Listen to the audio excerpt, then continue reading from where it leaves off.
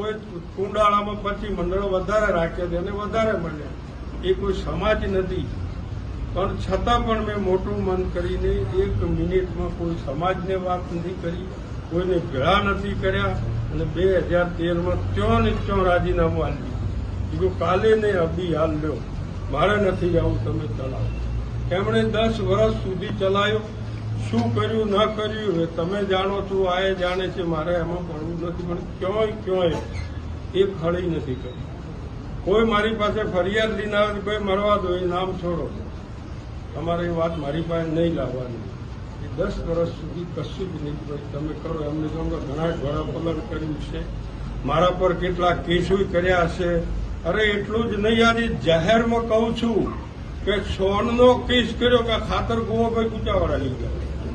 50,000 રૂપિયા બાબુએ એના ઘરના આલ્યા અને 100 રૂપિયાની પાવતી હતી સુધારીને 51,000 કર્યા કે અમે ખાતર વેચો પૈસા આવ્યા ને ગોવાભાઈ ગયા ત્યારે ખાતરના પૈસા નતા આવ્યા.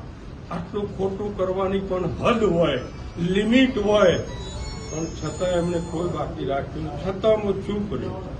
આ એ વખતની વાત કરું છું કે મરવા દો, નથી કેવું. સમાજના ભાગલા પડશે, સમાજમાં તકલીફ થશે. સંકુલ કર્યું તો બધી રીતે તૈયાર. આ પીરોભાઈ સંકુલ તમારી સમાજની સ્થાપનાથી ગોપાલકની એ દાડાથી ટ્રસ્ટમાં છે. છતાં પણ કે ના આ કરો.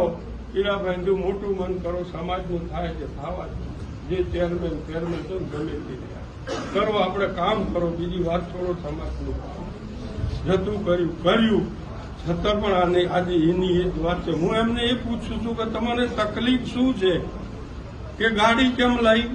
પણ ગાડી ઠરાવ કર્યો છે આ ઈશ્વરની સાક્ષી એમના બધાના રૂબરૂ કે આ જૂની ગાડીમાં ખર્ચો ઘણો છે, માટે નવી ગાડી લાવો.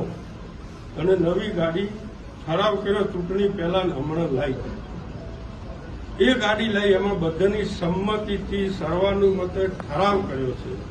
એના પછી એમણે અરજી લઈ શંભુજી ઠાકોર પાસે કે ગોવાભાઈએ દુરુપયોગ કર્યો માર્કેટના પૈસાનો, કરી લાખ રૂપિયાની ઉઠમણી કરી ગાડી લઈને.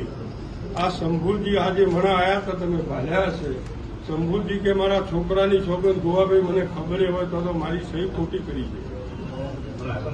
એ લોકોએ તદ્દન ખોટી સહી કરી છે અને હું લખી આલું છું કે આમાં હું કોઈ જાણતો મને કોઈ ખબર જ નથી. કોઈ ખોટાની હદ હોય, લિમિટ હોય. સમાજ છે, વેટાયેલા છે, મેં ખમિયા કરી છે. ઘણી વખત ઝેર પીધું છે.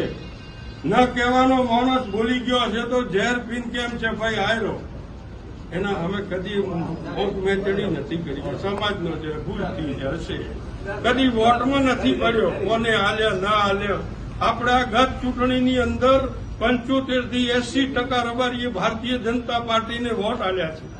સમગ્ર જિલ્લામાં રબારીએ વોટ આલ્યા છે અને ભારતીય જનતા પાર્ટીને આપણે મજબૂત કરી છે. હવે જે માણસો વિરોધમાં રહ્યા છે, ભારતીય જનતા પાર્ટીનો વિરોધ કર્યો છે, એ માણસો બધે મીડિયામાં બીજે રબારીએ વોટ નથી આલ્યા, રબારીએ વોટ નથી આલ્યા, એટલે એની વાત ભૂવાઈ છે. આ જાતનું કર્યું. પાર્ટી બધું જાણે છે, પાર્ટી પાસે બધી જ હકીકત છે. કોણે કોમ કર્યું, કોણે ન કર્યું, બધી જ હકીકત છે. અને કોઈ પણ સમાજમાં 20-25% આગા પાછું રહેવાનું આખી પાર્ટી જોડે છે. પણ જે એમ પણ ચલાવ્યું છતાં હું ચૂપ રહ્યો. હશે મરવા દો, હશે મરવા દો.